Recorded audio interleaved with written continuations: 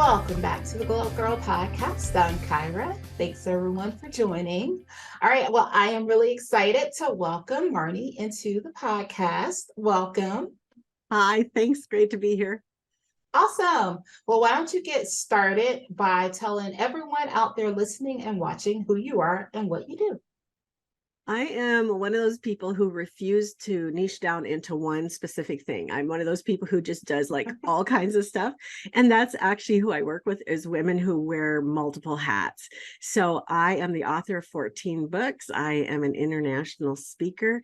I also host womenspeakers.com, the largest online directory of its kind in the world. I'm been married to Dave for 40 years. We have 3 awesome, amazing adult children, 2 grandkids. And so just loving life, doing all kinds of crazy stuff.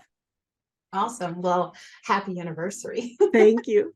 Awesome. I love that. And I love that you have a focus for women who wear multiple hats, because I think so much in our life, especially as women, we're often told that you need to not do so many things. You can't focus on everything. And I know a lot of people are like, oh, you're a jack of all trades, but a master of none. And it's like, no, it's quite possible to be good at a number of things.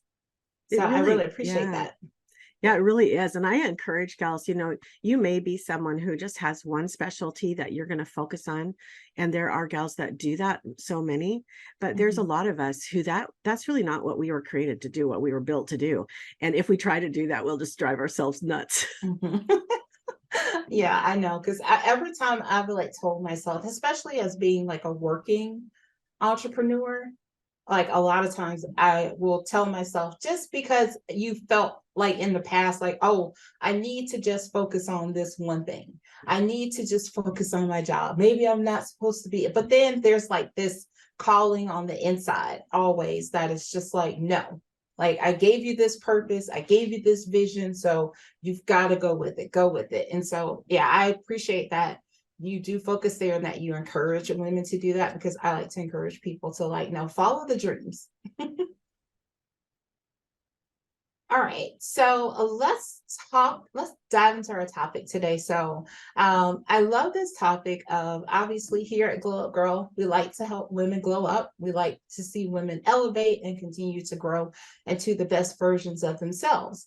But I love the topic that we're going to discuss, because we talk about like literally how to continue that glow up throughout your journey. So, you might be in your 20s today, but what does it look like when you're 30, 40, 50, 60? How do you continue glowing up? So let's talk about that, because I want to talk about your opinion on, how do you continue to embrace that mindset of glowing up as you get older?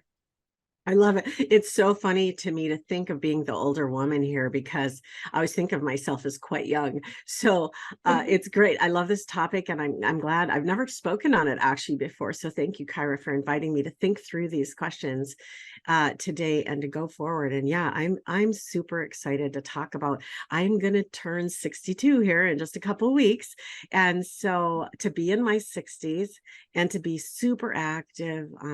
Still growing business ministry, still being, really involved with life and excited for the future. So I'm super excited to share this stuff. Yeah. I mean, so let's get into it. What would you say that women have to look forward to? Because I think a lot of times, right, when you're younger, it's like, oh, I'm younger, I don't want to get old, I don't want to get older. But how do we encourage women to embrace the mindset and continue to glow up at each age? So I have the best news for you ever. It gets easier. Life gets easier. So always, when you think about, I like to go back to kindergarten and how tough kindergarten was to just learn those alphabet and learn the 1 + 1, and learn your colors and all of it. It was so much to learn, and it was all exploring, but you were learning and you're concentrating. But in kindergarten, you would have never been expected to understand algebra or drive a car. because Mhm. you just weren't there yet, right? So Mhm. as you proceed through your adult life, what happens is all the things that used to be so hard for you Mhm. become easier and easier, more natural. Just like I don't ever think about adding one and one anymore. I mean, there's just, it gets Right. just, Yeah. it all gets so easier Mhm. and you're able to just flow more. I think one of the things I really love is I've been speaking for a couple decades for sure, probably longer. And what happens now is when I go to speak, I never get the kind of jittery bugs that I used Mhm. to get at first. It's just so comfortable. It's so on a Mhm. stage is just where I belong. It's home for me. When I'm Right. telling a story and I have a thought to add something or change something, I just roll with it and it Mhm. all just flows. And that's kind of how that's how life actually gets. You Yeah. just you get more comfortable in your skin, you get more Mhm. comfortable in your relationships and how you respond. You're more Mhm. aware of what are your triggers, and you can kind of even sometimes sidestep those and Mhm. not be triggered so often. I mean, it's just, yeah, it just gets better and better. Mhm. Yeah, I will definitely agree with you. I think for sure when you, as you get older, you, like you said, you become more comfortable in your skin and who you are. Yeah. You are a lot wiser, and hopefully, I would say, I would hope that most people begin to just, feel that when you're comfortable in your skin, to just be vocal, to stand up. Because I think for myself, like when I was in my 20s, I was like running scared. Like I was just like very, very much still discovering like who I was, like who am I, and what impact can I have in this world? How can I make the world a better place? And then in my 30s, I remember like then starting to feel like, oh, okay, like I know who I am. Like, okay, I know what I was put here for. But then, like, when I got into the 40s, it was like, oh, like, boom, like it's different. And I'm not afraid. Like I speak up, all the time for myself. I speak up for other people. I'm very much more direct about things, and I'm not going to let something sit anymore. I'm not. And a lot of people, you hear sometimes where people are like, oh, is it just like, I'm not confrontational? I'm like, well, standing up for yourself isn't, it doesn't have to be a confrontation. It's just, I would prefer for someone to be direct with me about things versus like going around the bush or being passive aggressive about things. Absolutely. One phrase that I just said last week was, I'm not comfortable with the direction of this conversation. Can we just switch topics? You Mm-hmm. get more confident in actually standing up for yourself and saying, Mm-hmm. yeah, this is not a good place to be, whether it's physical, Exactly. emotional, relational, Yeah. financial, whatever it is.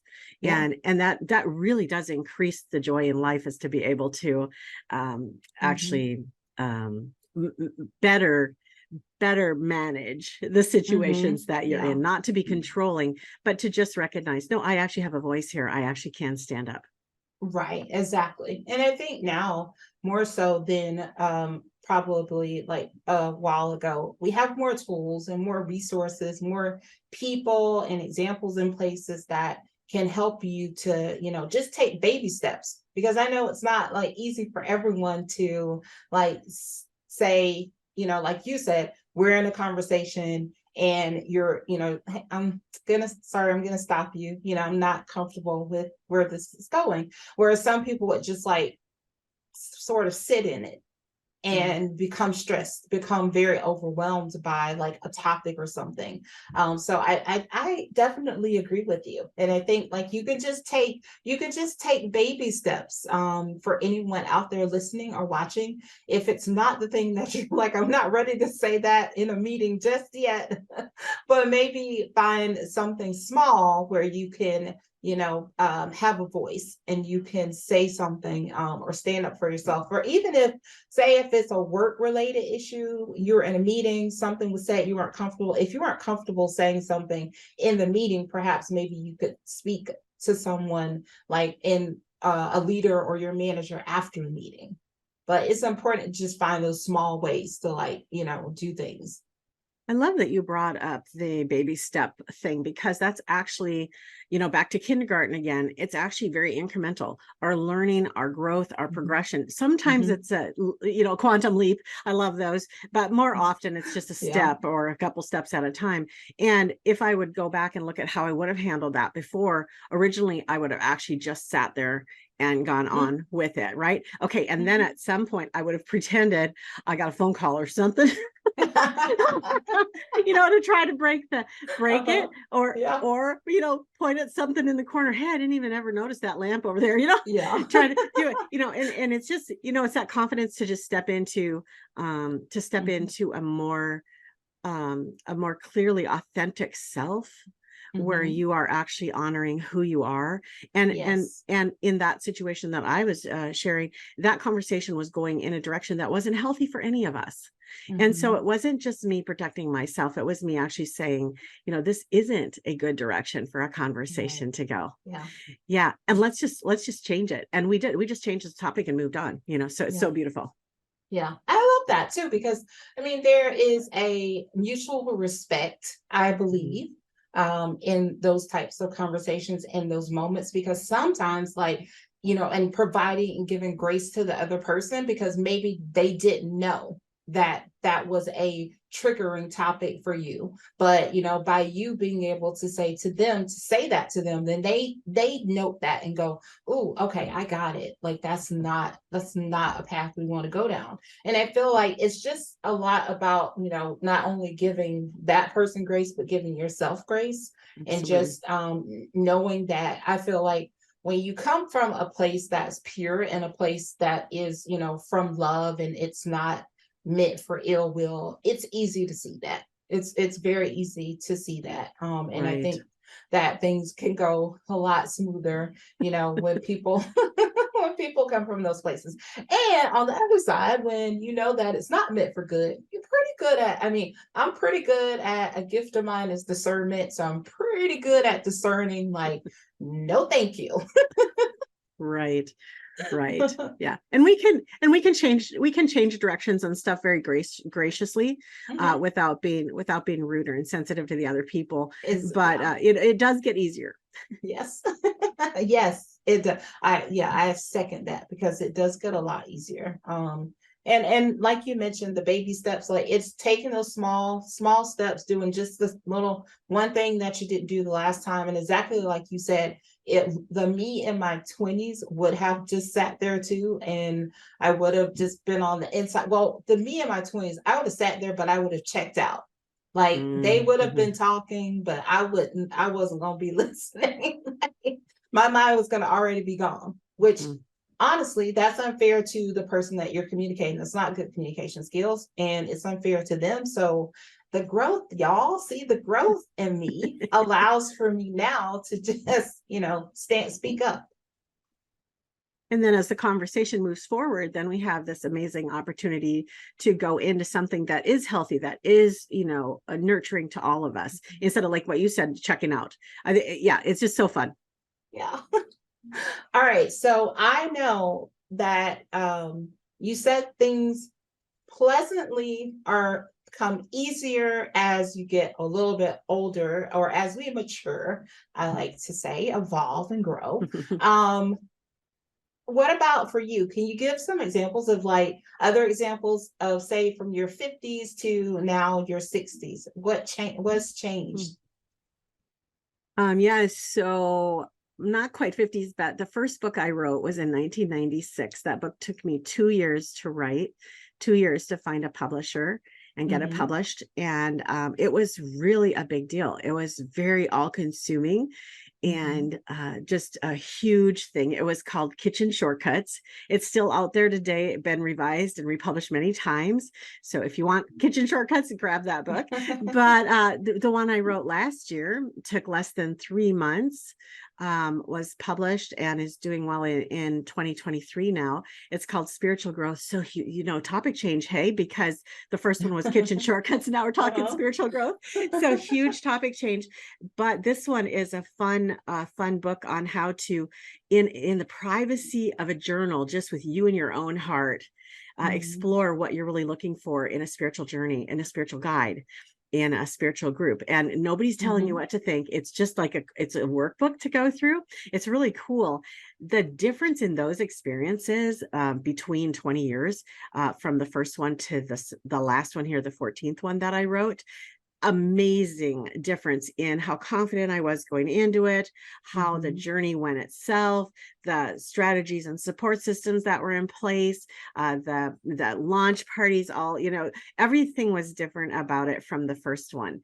And I think that that's another thing that you're going to find is that where you have an area of expertise, as soon as I wrote that first book, Kyra, I was a published author and I became an expert then and was on TV and all that kind of stuff on Mhm. that topic, right? You're the expert.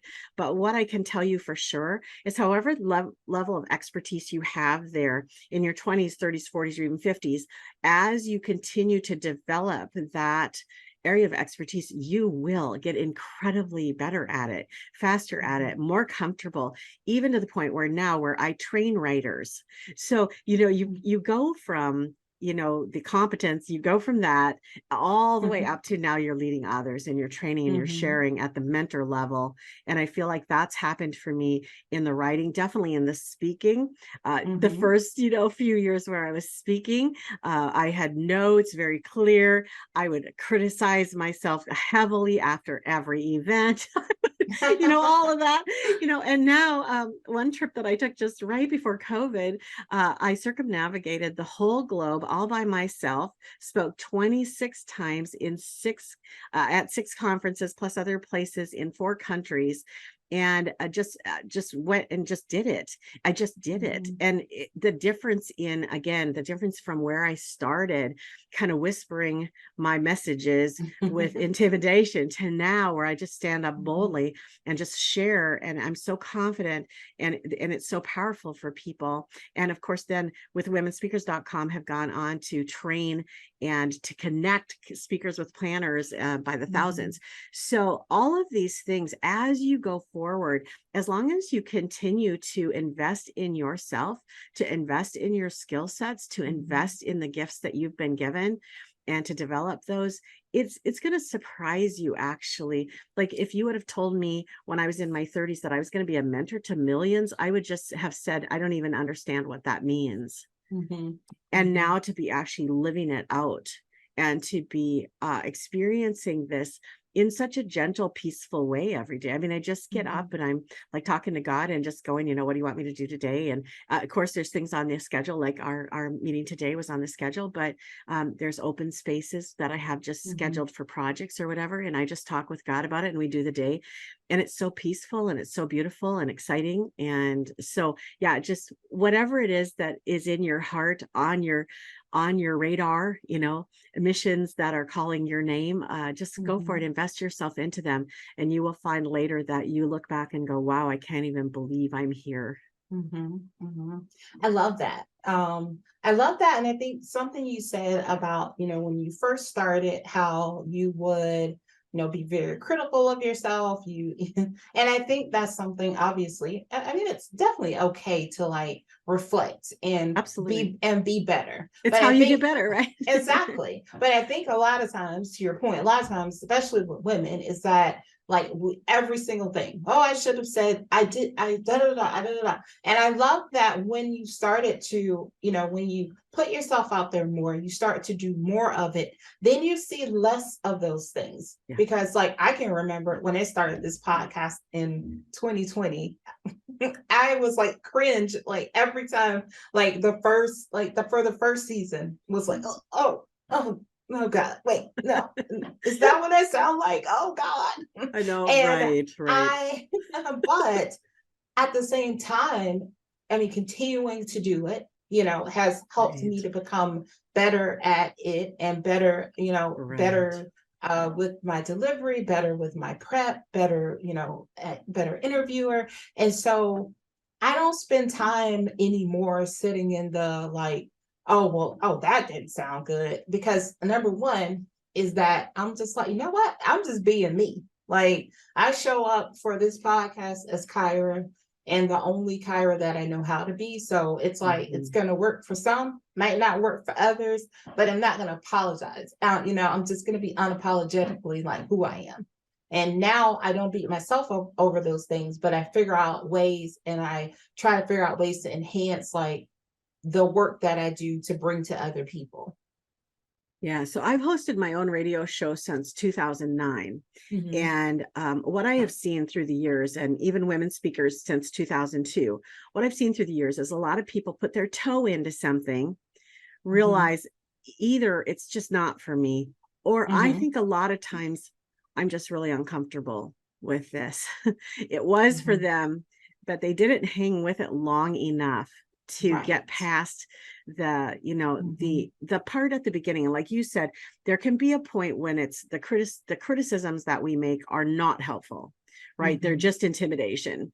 But there is a part of that first stage where you listen back to every podcast, Hmm. you listen back to every talk that you gave, you go ahead, you critique it, you Hmm. say, I could do better. I remember the first time I was going to be on a TV show, and I was so scared. And it was, of course, a cooking demo, so I had to have it just perfect. But I got my little camcorder out at the time and set up a whole mock-up thing in my living room, Hmm. and did it and recorded it. And I was so shocked to see that I was crossing my arms between everything. I would crisscross my arms in front of my body, like that Ah, standoffish look. I was like, uh-huh, I didn't even uh-huh. know I did that.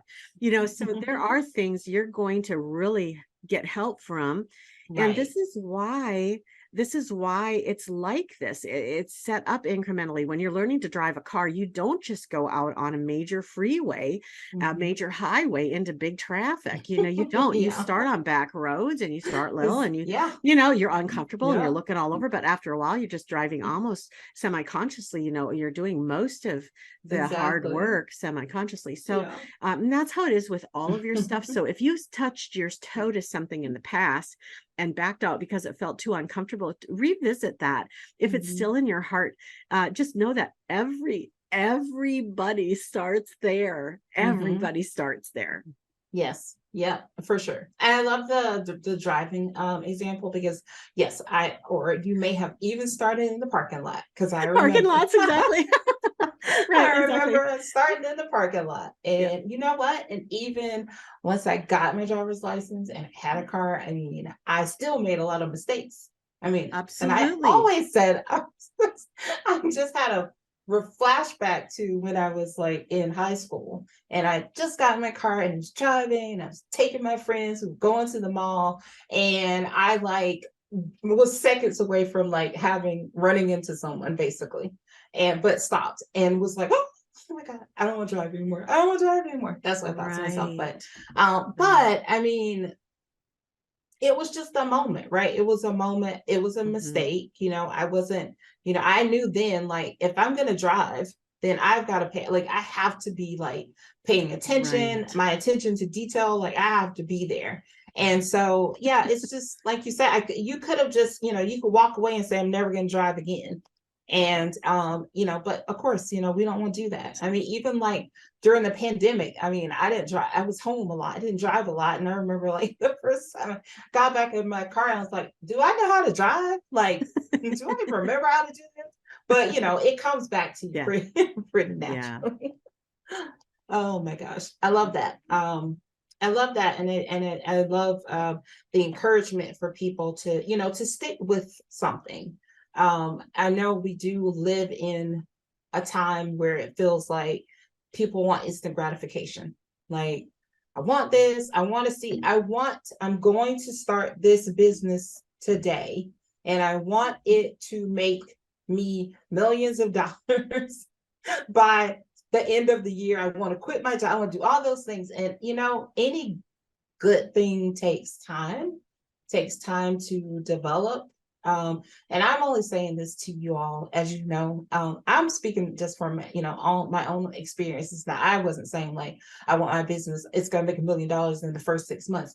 But of course, when I started the podcast part of my business, I was just thinking like when the first year, I was like, oh man, I wanted way more downloads than that. And like, when am I going to get those? And instead of like getting down on myself, I started to look at the positives of the people who would email me and say, like, oh, I really found this to be a value from your show. Like, keep up the good work. This is so great. And it's just finding those moments of encouragement. And if I always feel like if I just touch one person listens to this show and they're like, wow, I'm going to take action because Kyra had this guest on and they talked about this thing and this applies to me, then I think I'm doing my job.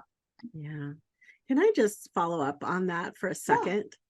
I think one of the things in our culture that the definition of success that's in the dictionary is pretty harsh for us to live with, because it Mm-hmm. is the attainment of a goal.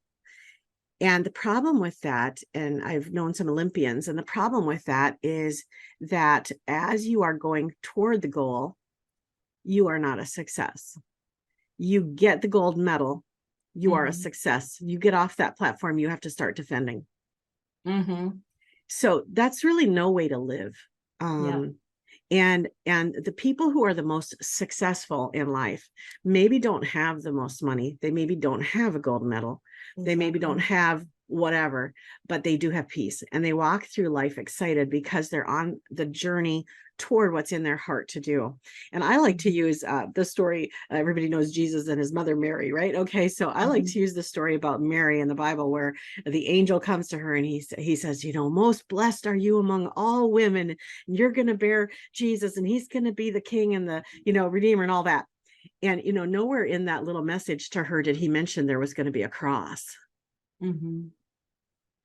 And when we go for big goals, big dreams, big projects, big ideas, big missions and visions, we can Mm-hmm. expect that there are going to be some things that come along the way that we weren't anticipating, that we had Yes. never known might happen to us.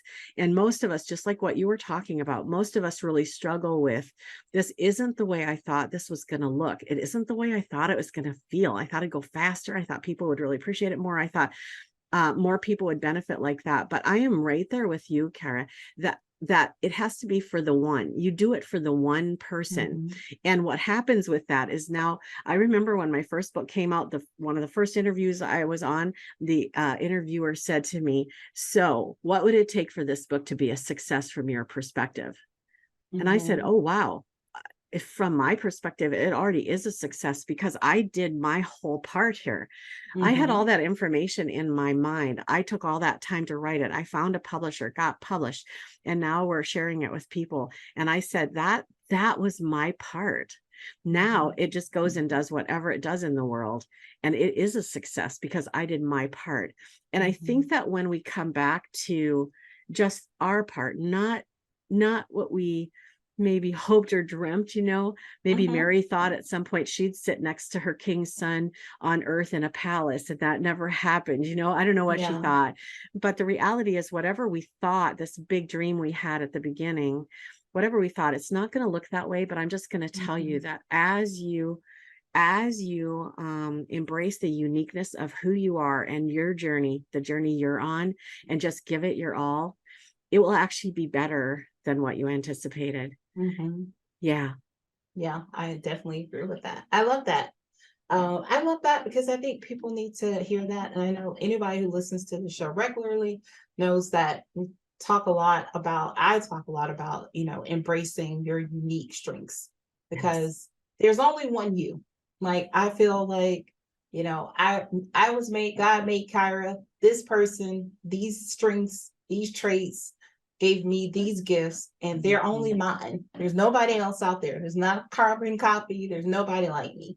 And he's put things into my heart that are only meant for me to like go after and pursue.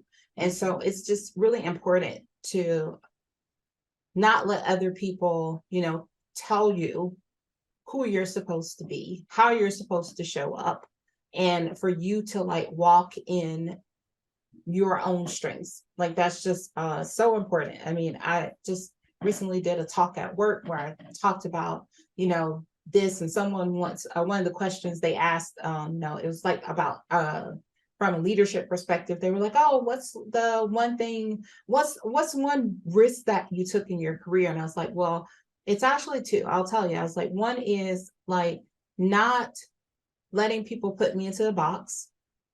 And the second is not, also as it relates to leadership, not letting people make me shy away from my style of leadership. My style of leadership is servant leadership, and it always has been. I'm always going to care more about the people than the place.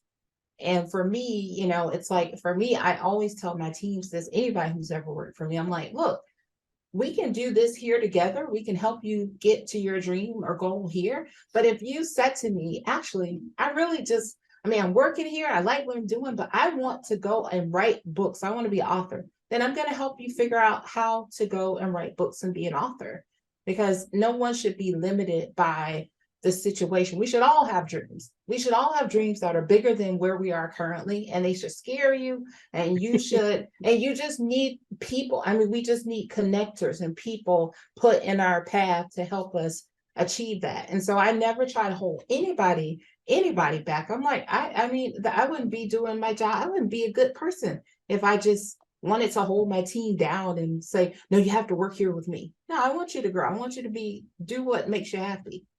Yeah, absolutely. Things you learn, you learn those things as you go. As you go. So tell me, so what do you dislike about as you continue to grow? So, now you've entered into your 60s, in the 60s. What do you dislike? Is there anything that you look back on and you said, I could have avoided that?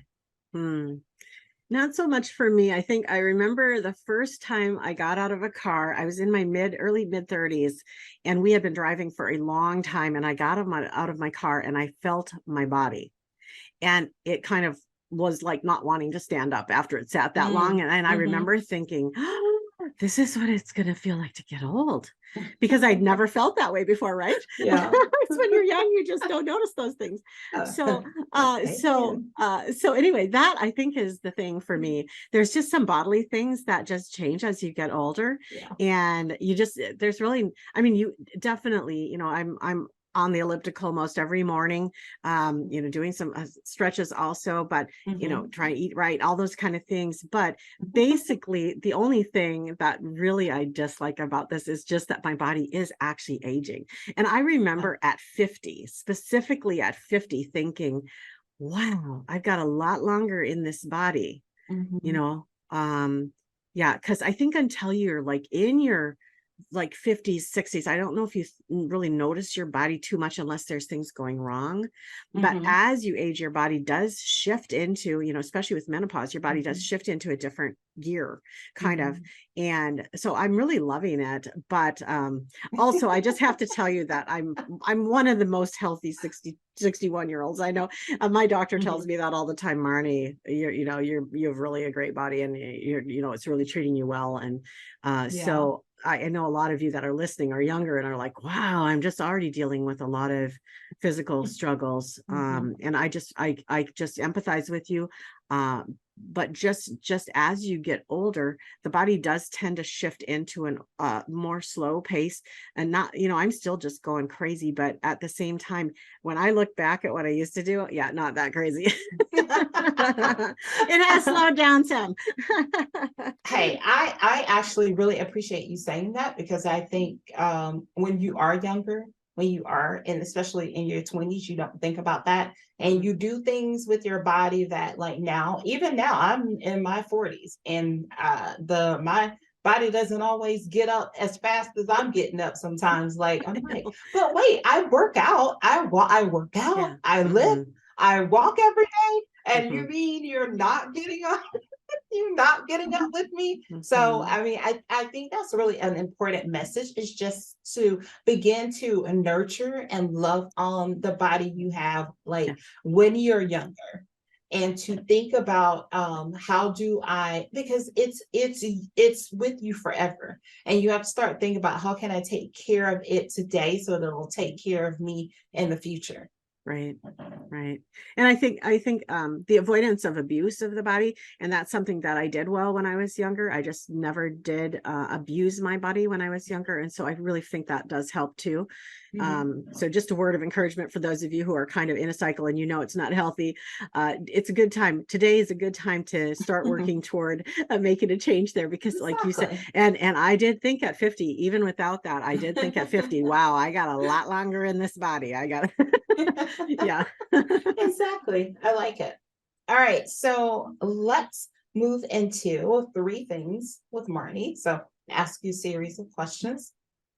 One is a two-parter. How do you start and end the day? Okay, so I'm a super spiritual person. I'm not religious at all. Like, if you want to talk to somebody about being judgy or something, that's not me. But I am very connected with God, and so I had put away my clock and my watch, all my clocks and my watch in 1997. And so basically, I don't use an alarm clock at all. I just let God wake me up, and I wake up talking to him. I start with the Lord's Prayer, but I personalize it. So even before I Mhm, open my eyes, I'm just saying, "Good morning, Daddy." And I just go on from there. And then I get up and I get dressed in my workout clothes. And then I sit at my computer for just a few minutes and I journal. I journal a couple things on the computer and a couple things on paper. And then I take my notes outside and I run on the elliptical. And during that time, I pray for all the women around the whole world, country by country. Most every mhm, morning, I go through all the countries of the world and lift up the mhm, women. There's so many people hurting around the world, and I love to do mhm, that. I love to pray for people in my family, and just mhm, spend some time asking a couple key questions of myself before God, mhm, and then also reviewing the things that were in my heart first thing in the morning. And then when I come in, I take a shower, and then when I'm getting dressed physically, I'm getting dressed spiritually. I like pick up my mhm, shield of faith for the day, and tie on my mhm, shoes of mhm, peace and all that kind of stuff. And then I just go and get going with the day. I usually sit down and at that point say, what are we going to do today with any mhm, of these open moments that I have?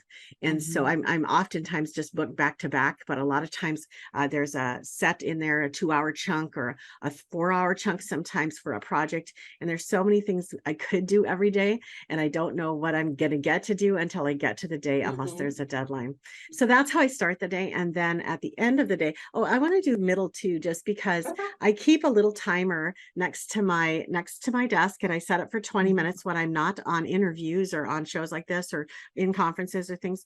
I just set it for 20 minutes. Every 20 minutes, I just check in again, just like, God, am I on the right track? Are we going the right direction? mhm, It's easy to let the whole day just get away with you. mhm. You start down a path and you never look up. And so I Right. learned that for me, 20 minutes was a great break time. And then Yeah. going to bed, I'm not a big screen person. So I don't watch TV. I don't really watch YouTube or anything like that very often. I watch sometimes. My husband likes to watch, so I sometimes sit with him and watch. But Mhm, usually screen time's done, long before I go to bed. And then as I'm going to bed, of course, I'm just talking to God again. So he kind of tucks me in every night. And I do check in nice. with him each night, how the day go with us. And sometimes he just says, "Good night, sweetheart." And other times he's like, "There's a couple things we need to talk about." So I go to sleep much in peace and just love the day starts and the day ends. Mhm. I like it. Awesome. Okay, so if you are a goal or intention setter, what's one thing you set for yourself this year? And if you don't mind sharing, where are you with that? Mm. So I have to go back to last year in 2022. My Mhm, intention, my goal for the year was to say yes to God every single time. mhm, And so I had always thought that I was saying yes to God every single time. But what I mhm, found was that I would want to, or I would try to, or I would think I should have, but I really wasn't. And so mhm, last year I moved from wanting to getting to. I get to say mhm, yes to God every single time. This year I've added the phrase instantly and joyously. So mhm, I get to say an instant joyous yes to God every single time. And boy, Kyra, what I learned, I'm sorry, what I learned was that it is in it is in the decision whether to do something or not that the pain comes. And this is huge if you guys can hear me, whether it's with God or with a relationship or with a job direction or anything. the period of time that you spend going back and forth, vacillating, trying to decide what to do, that's actually painful. The longer you stay in that position, the longer your peace is shaken. And so as soon as you can get to the point where you can quickly move from, should I do this, or should I do something else, or shouldn't I do it, like that, into I'm going to, or I'm not going to, Mhm. the sooner you can move into a decision, the more of your life, the more of your day is going to be peaceful. There's a lot of anxiety and tension that comes with decision making. And in our day, in our culture right now, you guys, you're making more decisions. I don't know. I mean, I've heard things like we make 1,000 times more decisions than the people in the early 1900s. They just didn't have as many choices. So now imagine the anxiety that comes with every one of those uncertainties. I have to make another decision. I have to make another decision. I have to make Mhm. another decision. And what I learned this year by getting to say an instant joyous yes to God every single time is that the period of time it takes us to make a decision is Mhm. really critical to how much joy we're experiencing in the day. So for Mhm. me personally, because I just love God and talk to him all the time, for me, it was relating to God, but I believe that it affects every one of you listening, whether you even believe there's a God or not. Um, Watch how long it's taking you to make decisions and shorten that period of time and just give yourself less time to make the decision. Not that you should be ridiculous about it, of course, but just see where you can shorten the time. Like, can you automate more things instead of Mhm. having to make a decision every time? Can you just select a certain lunch that you're going to have pretty much every day? Can you, where can you put these habits in place that are going to really help you? Mhm. Awesome. I love that. All right. And the last question is, how do you spend a day off? I had fun with this one because my days off are so different from each other, but I Mhm. I decided I would answer you if I got to do everything I loved on one day. I would do a mini retreat with God. I love to do a 1 to 4 hour mini retreat with God where I actually Mhm. go somewhere that is beautiful and I just sit with my journal and I just talk with God. I ask him questions and I listen and I Mhm. just write down ideas that I have and goals and Mhm. dreams and things I'm concerned about. Another thing I would do on that day is either an art project or a flower arrangement or Mhm. something like that. Not weeding, but actually creating something. I would definitely clean something out, like a closet or a drawer or my purse or a file or something. And then the last thing I would do is spend some of that day calling a family or friend. Nice. I like it. That sounds like a day well spent. I would love to have more of those. I usually get like partial days, like I have to mix a couple of those, one or two of those in with Mhm. cleaning or gardening or something like that. Right. Yeah. Awesome. Awesome. Well, Marnie, I have so enjoyed having you on the show today. And before I let you go, I'm going to ask you one last question, and that is, can you please leave the audience? Well, actually, there's two things. One is, can you please give the audience three things you'd like for them to take away from our conversation today? And the second would be, please let everyone know how they can connect to you online. Okay, absolutely. I'm excited to leave you with these. So, number one is get to know the uniqueness of you. And I always say, hold up your thumb right now and look at that 1 inch of skin on your thumb, and that could acquit you of a crime in a court of law. That's how unique you are. Imagine if that 1 inch of your thumb is that unique. Imagine how unique your whole being is. The more you embrace, understand, and actually step out and be truly you, the more you're going to enjoy your life. But even I can just say it isn't even selfish because honestly, if you're not being your unique you, we need you to be. We're all Mhm. looking for you to be your unique you. So step into that. Number two is to move on with courage and clarity. So I always say, if you've got courage, but no clarity, you're running around like a chicken with their head cut off. If you've got clarity but no courage, you're in a fetal ball on the couch. You know what to do, but can't get up to do it. But if you put them together, courage and clarity, if you put them together, Mhm. that's when you come like a laser beam, and you can really, really get stuff done and Mhm. make a difference in the world. So courage and clarity. And then the third thing is to start with the end in mind. We've been talking about getting older today, and I just encourage you to take a little bit of time and think about your older self. Think about who you want to be when you're older. What kind of a grandma do you want to be? What kind of a, what kind of a friend do you want to be? Because what you're doing right now is sowing seeds for all of that. Mhm. How you are, what you're investing in, that's what you're going to have more of later. And so just start with the end in mind. And how you can begin doing that even today is before you go into your next meeting or sales call or whatever it is that you do, go in before you go in, just decide how you want to feel when you're walking out. Now, you can't make anybody do anything. It's not up to you to make other people behave in a certain way. So you can't say, I want to get this sale and actually have Mhm. that be something you can do. But you can say, when I walk out of this sales meeting, I want to know that they had all of the information that they needed. I want to Mhm. feel like we had fun. We laughed together at least once or Mhm. twice. We connected at a deeper level than a sales meeting usually could. And that I Mhm. feel like I've left them good either which way. And if you will start going into things in your life, whether it's the holiday season or a sales call or whatever it is, if you will go in with the end in mind, that's going to radically change your outcomes. Awesome. Love that. All right.